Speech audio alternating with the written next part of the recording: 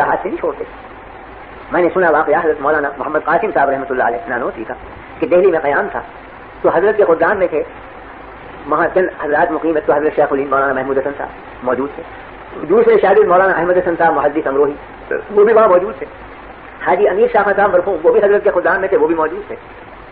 تو مولانا احمد حسن صاحب مرحوم نے اپنے ہمجولیوں میں بیٹھ کر یہ فرمایا کہ بھائی دلی میں لال کنویں کی مسجد کے جو امام ہیں ان کی قرات بہت اچھی ہے تو چلو کل صبح کی نماز ان کے پیچھے پڑھیں گے قرآن شریف بہت اچھا پڑھیں. تو شیخ الہند رحمۃ اللہ علیہ نے غصے میں فرمایا کہ تمہیں شرم نہیں آتی بغیر وہ ہمارے حضرت نانوتوی کی تکفیر کرتا ہے وہ امام ہم اس کے پیچھے نماز پڑھیں گے جب وہ حضرت مولانا کو کافر کہتا ہے ہم نہیں پڑھیں گے ایسے شخص کے پیچھے نماز اور کوئی ذرا سخت لہجہ اختیار. یہ جملے حضرت نانوتوی کے کان میں پڑے.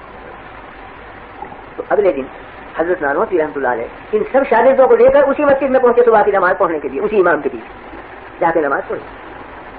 نماز کا جب سلام پھیرا تو چونکہ لوگ اجنبی تھے تو نمازیوں نے دیکھا کہ بھئی ہیں تو کچھ علماء صورت مگر ہیں اجنبی تو کچھ سے گوئیاں ہوئی کون ہے معلوم ہوا کہ تو حضرت مولانا محمد قاسم صاحب اور یہ ان کے شاگرد مولانا شیخ الہند محمود حسن صاحب ہیں اور یہ مولانا احمد حسن محدث امروہی ان کے تلمیذ ہیں. اب امام کو سخت حیرت ہوئی کہ میں تو انہیں راجین کافر کہتا ہوں اور یہ نماز پڑھنے آتے. تو خود بڑھے وہ امام اور کہا کہ حضرت میں آپ کی تکفیر کرتا تھا اور میں آج شرمندہ ہوں کہ آپ میرے پیچھے نماز پڑھیں حالانکہ میں نے آپ کو کافر کہا. فرمایا مجھے قدر ہے آپ کے کافر کہنے کی اور میں آپ کی اور زیادہ عزت بڑھ گئی میری نگاہ میں کیونکہ آپ نے کافر کہا مجھے. کیوں؟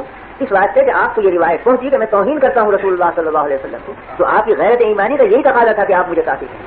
ہاں البتہ شکایت اتنی ہے کہ وہ روایت غلط پہنچی. روایت کی تحقیق کر لینی چاہیے تھی کہ میں نے کی ہے توہین یا نہیں. لیکن بہرحال تکفیر کی بنا ہے توہین رسول اور توہین رسول جو مسلمان سنے گا تکفیر واجب ہے کرنا. وہ کافر ہے وہ دائرہ اسلام سے خارج ہو گیا جو توہین کرے نبی کریم صلی اللہ علیہ وسلم. تو فرمایا میرے دل میں قدر ہے آپ کی قوت ایمانی کی کہ آپ نے مجھے کافر کہا اس لیے کہ آپ کو یہ خبر پہنچی کہ میں توہین رسول کرتا ہوں. ہاں شکایت اتنی ہے کہ آپ تحقیق کر لیتے کہ یہ خبر صحیح ہے یا غلط.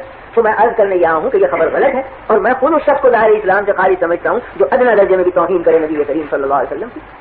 اور اگر آپ کو یقین نہ آئے اور آپ سمجھ جائیں میں کافر ہوں میں اب آپ کے ہاتھ پر اسلام قبول کرتا ہوں اشہد ان لا الہ الا اللہ و اشہد ان محمد رسول اللہ. وہ امام قدموں میں گرا بچھا جاتا ہے بیچارہ.